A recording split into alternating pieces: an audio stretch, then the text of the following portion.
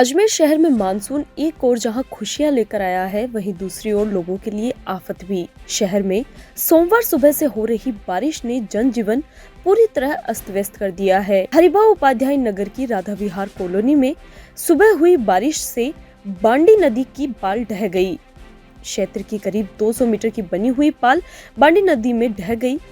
गनीमत रही कि कोई जनहानि नहीं हुई।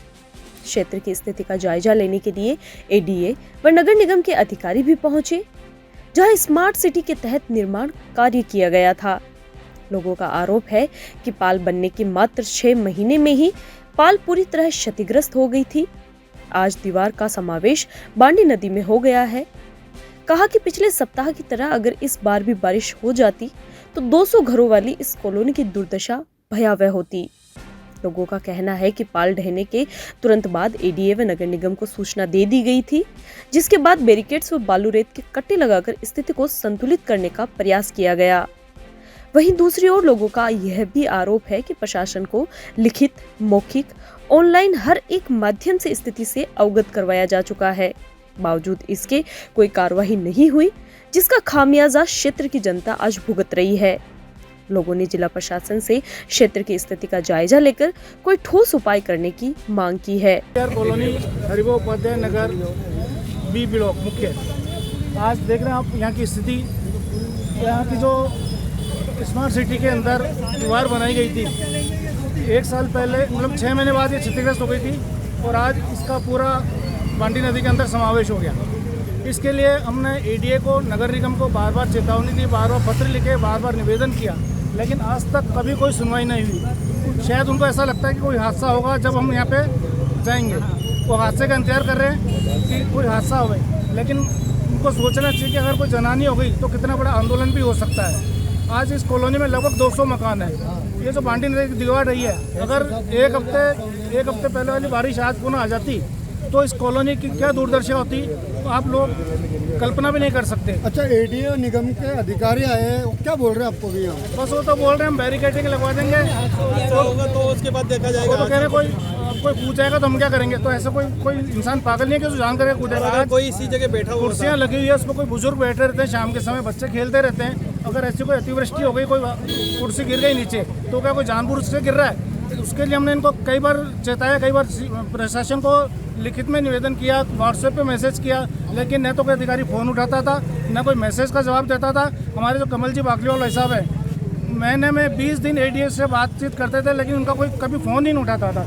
हमारा कलेक्टर साहब, आपके चैनल के माध्यम से मैं माननीय कलेक्टर साहब से निवेदन करूँगा कि ये जो कार्य हुआ 65 करोड़ रुपये, जैसा हमको सुनने में आया कि 65 करोड़ रुपये की लागत से जो निर्माण कार्य हुआ, इसकी जांच कराई जाए कि वास्तव में 65 करोड़ लगा या 65 लाख भी नहीं लगा।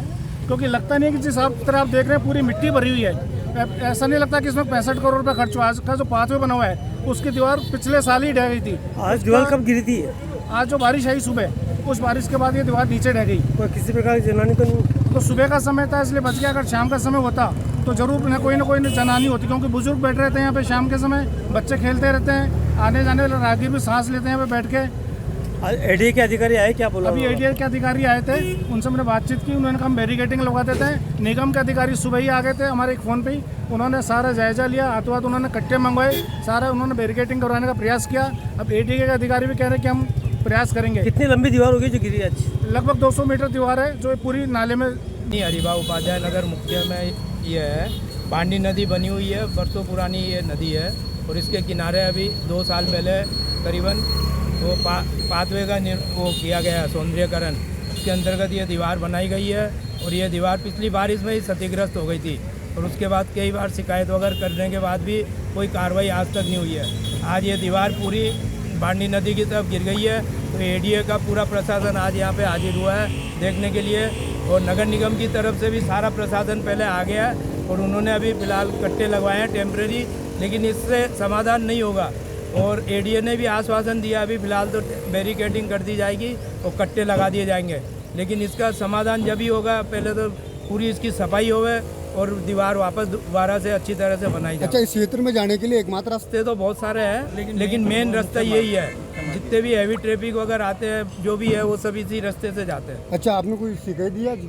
शिकायत तो पहले भी कई बार कर दी, इनको व्हाट्सएप पे भी की हुई है और एडीए वाले के सबको की हुई है, स्मार्ट सिटी में भी करी। कौन से अधिकारी आए थे आज? आज ये एडीए से आए हैं, सेक्रेटरी साहब अनिल जी पूनिया साहब आए हैं, उनके साथ उनकी टीम पूरी आई है। क्या आश्वासन दिया उन्होंने? इन्होंने कहा अभी हम बैरिकेडिंग करवा रहे हैं और कट्टे लगवा रहे हैं और आगे जो है इसके बाद हम अगस्त महीने में थोड़ी बारिश कम हो जाएगी तो ये काम करवा दिया। प्रशासन सुस्त है और आम जनता खतरे में है।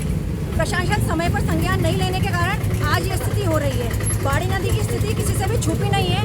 आप देख सकते हैं कि इसकी सुरक्षा दीवार आज से नहीं कई वर्षों से जो है असुरक्षित है। कितनी जगह से टूटी हुई है, कितनी जगहों से कॉलोनियों के अंदर पानी जाता है। आप देख सकते हैं कि राधा विहार कॉलोनी जो यहाँ पर है, इसके पास की आप जो दीवार है वो आप देख सकते हैं। इसको साल भर पहले भी ये डैमेज थी, अधिकारियों को सूचित किया गया पर फिर भी मौके पर बुला के उनको मौका मुआयना कराया गया। फिर भी अधिकारी सुस्त है, प्रशासन सुस्त है। उन्होंने यही कहा कि मैडम करवाते हैं और उसका खामियाजा आज आप देखिए कि आम जनता भुगत रही है। आसपास के कॉलोनी वासी हैं जो वो भुगत रहे हैं। आप देख सकते हैं कि पानी जो बाड़ी नदी में अभी भी कितना आया, आसपास की कॉलोनियों में कितना भरा है। गणपति नगर, साईं विहार कॉलोनी, मोती विहार। और आप देख सकते हैं दोनों स्कूल्स जो गवर्नमेंट स्कूल है यहाँ पर हजारों बच्चे यहाँ पढ़ते हैं, उनकी जान पे भी खतरा बना हुआ है क्योंकि आगे से भी पानी आता है और बाड़ी नदी का पानी भी यहाँ इकट्ठा होता है। तो मैं यही प्रशासन से कहना चाहूँगी कि जिस प्रकार अभी झालावाड़ में बच्चों के साथ इस प्रकार का हादसा हुआ, उस प्रकार का हादसा दोबारा यहाँ ना हो।